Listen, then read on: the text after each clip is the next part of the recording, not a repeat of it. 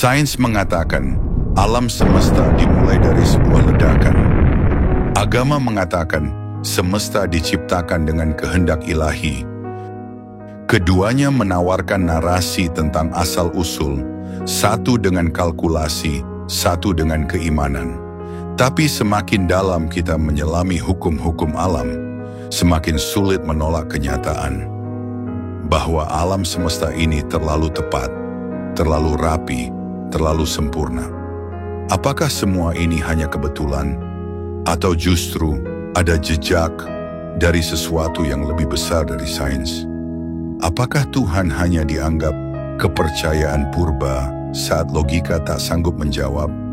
Atau justru sainslah yang diam-diam membisikkan bahwa semesta ini tidak berdiri sendiri? Pada episode kali ini, kita tidak hanya sekadar menatap langit. Kita mempertanyakan, apakah di balik hukum alam dan partikel ada maksud? Dan apakah Tuhan sebenarnya tidak pernah benar-benar hilang dari semesta ini? Pernahkah kamu mencoba memutar radio analog tua? Kamu putar pelan-pelan, dan yang terdengar hanya suara statik, gemuruh tak jelas. Tapi sesekali, klik, muncul suara jernih, musik, atau suara manusia yang sedang berbicara. Tapi frekuensinya harus tepat. Sedikit saja bergeser ke kiri atau kanan, hilang lagi suaranya, kembali jadi noise. Seperti itulah semesta ini bekerja. Bayangkan kamu harus menyetel semua frekuensi alam semesta agar kehidupan bisa muncul. Gravitasi, kecepatan cahaya, kekuatan elektromagnetik, konstanta kosmologis. Jika hanya satu di antaranya berubah sedikit saja, bahkan sepersejuta bagian, tidak akan ada bintang, tidak akan ada planet, tidak akan ada kehidupan, tidak akan ada kita. Tapi nyatanya, semua sempurna. Seolah-olah ada tangan tak terlihat yang memutar tombol-tombol itu. Hingga akhirnya muncullah satu siaran yang bisa kita dengar, kehidupan. Dan di tengah lautan kemungkinan yang kacau, siaran itu adalah kita. Ada yang mengatakan, segala yang kita lihat ini hanyalah hasil dari sebuah kebetulan luar biasa.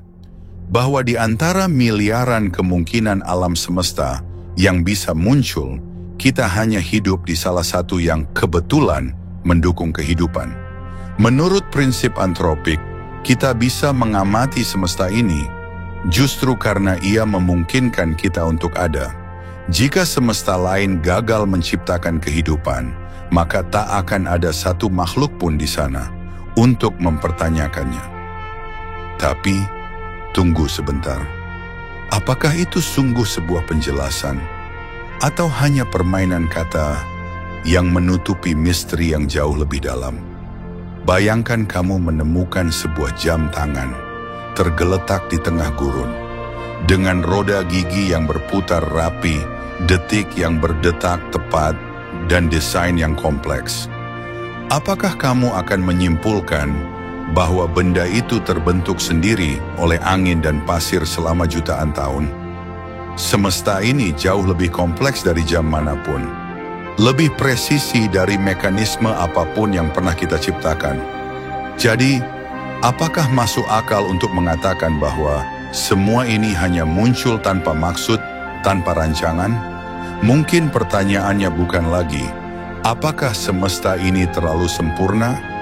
Tapi justru, apakah kesempurnaan ini menyiratkan adanya sesuatu yang jauh lebih besar dari kita? Dunia sering membenturkan dua kutub, antara sains dan agama.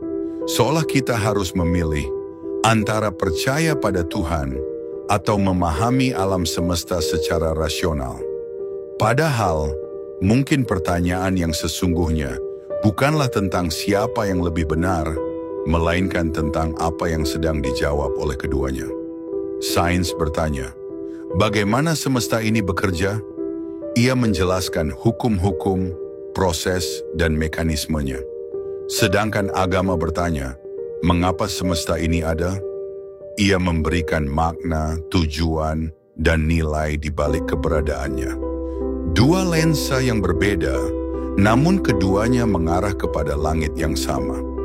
Einstein sendiri pernah berkata, "Semakin saya mempelajari alam semesta, semakin saya percaya pada kekuatan di luar itu semua." Bahkan Stephen Hawking, seorang ilmuwan yang dikenal skeptis, menulis, "Jika kita menemukan hukum tunggal yang menjelaskan segalanya, maka kita akan mengetahui pikiran Tuhan." Lalu, bagaimana dengan agama? Dalam Al-Quran tertulis, "Sesungguhnya dalam penciptaan langit dan bumi dan pergantian malam dan siang, terdapat tanda-tanda bagi orang-orang yang berakal." Quran Surat Ali Imran 190. Sementara dalam Alkitab pun dijelaskan, langit menceritakan kemuliaan Allah dan cakrawala memberitakan pekerjaan tangannya. Mazmur pasal 19 ayat 1. Dua kitab, dua tradisi, menyampaikan pesan yang sama, bahwa langit bukan hanya ruang kosong, melainkan ayat-ayat, tanda-tanda, dan bukti kebesarannya. Maka ketika kita menatap ke angkasa dan menemukan hukum gravitasi, gelombang cahaya, dan bintang yang lahir lalu mati, bukankah kita juga sedang melihat keteraturan yang terlalu presisi untuk disebut kebetulan? Sains menunjukkan mekanismenya, tetapi agama menawarkan maknanya. Sains menjelaskan tentang bagaimana, tapi hanya iman yang mampu menjawab mengapa. Pertanyaannya pun kini berubah. Bukan lagi apakah sains menyingkirkan Tuhan, tapi apakah lewat sains kita justru melihat jejaknya lebih jelas? Ketika teleskop menangkap cahaya dari bintang yang mati miliaran tahun lalu, dan hukum semesta bekerja seperti orkestra yang tidak pernah salah nada, masihkah kita menganggap semuanya lahir dari kebetulan semata? Atau mungkinkah Tuhan sedang berbicara dengan bahasa yang selama ini belum kita pahami sepenuhnya? Karena mungkin sains adalah cara Tuhan menjelaskan ciptaannya. Jika sains menjelaskan bagaimana alam semesta bekerja, dan agama mencoba menjawab mengapa semua ini ada, maka pertanyaannya adalah, apakah keduanya benar-benar saling bertentangan? Selama berabad-abad, perdebatan ini seolah dipertajam. Sains dianggap membongkar keajaiban, sementara agama dituduh menutup akal sehat. Namun kini, garis itu tampak mulai kabur. Fisikawan terkemuka seperti Albert Einstein bahkan pernah berkata, ilmu tanpa agama adalah lumpuh. Agama tanpa ilmu adalah buta. Dan di dalam Al-Quran, tertulis dalam surah Ali Imran, ayat 190 sampai 191. Sesungguhnya dalam penciptaan langit dan bumi, dan silih bergantinya malam dan siang, terdapat tanda-tanda bagi orang-orang yang berakal, yaitu mereka yang mengingat Allah sambil berdiri, duduk, dan berbaring, serta memikirkan penciptaan langit dan bumi seraya berkata, "Ya Tuhan kami, tidaklah Engkau menciptakan ini dengan sia-sia." Dalam dua ayat ini, iman dan akal tidak dipertentangkan, justru disatukan. Sains mendorong kita untuk terus bertanya, dan iman mengajarkan untuk tetap rendah hati saat kita tidak bisa menemukan semua jawabannya. Mungkin bukan sains yang menyingkirkan Tuhan, tetapi justru sains yang membawa kita lebih dekat pada pemahaman akan kebesarannya. Di antara hukum gravitasi dan gelombang kosmik, di balik teori kuantum dan materi gelap, ada satu hal yang tak bisa diukur oleh persamaan matematis, rasa takjub. Ketika kita menatap langit malam, apakah yang kita lihat? Sekadar ruang hampa yang membeku dalam hukum fisika? Atau jejak dari sesuatu yang jauh lebih besar dari logika kita? Sains membawa kita menjelajah galaksi, memecah partikel, dan membaca cahaya dari miliaran tahun cahaya.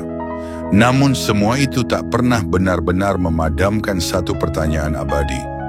Mengapa ada sesuatu daripada tidak ada apa-apa? Apakah ini semua dari bintang, waktu, hingga kesadaran manusia hanya hasil kebetulan statistik? Atau ada rancangan, tujuan, dan pencipta yang berada di balik layar realitas? Kitab suci mungkin tak menjelaskan pergerakan kuasar, tetapi ia mengarahkan hati pada makna. Sementara sains mungkin tak menjawab siapa pencipta segalanya, tetapi ia menunjukkan keajaiban dari hasil ciptaan itu. Mungkin keduanya, sains dan iman, adalah dua jendela menuju satu lanskap agung yang sama, alam semesta. Jadi, saat kamu kembali menatap langit malam nanti, tanyakan pada dirimu sendiri, apa yang sebenarnya kamu lihat? Terima kasih telah menyaksikan hingga akhir, karena di balik setiap bintang yang kita bahas, selalu ada pertanyaan besar yang menanti untuk dijawab. Jika video ini menghadirkan sudut pandang baru atau membangkitkan rasa ingin tahu yang selama ini tertidur, maka izinkan perjalanan ini berlanjut bersamamu. Dukung channel ini dengan cara like, subscribe, dan nyalakan lonceng notifikasinya, agar kamu tidak ketinggalan ketika semesta berikutnya dipertanyakan. Saya Kia, sampai jumpa di video selanjutnya. Hanya di Langit Sains.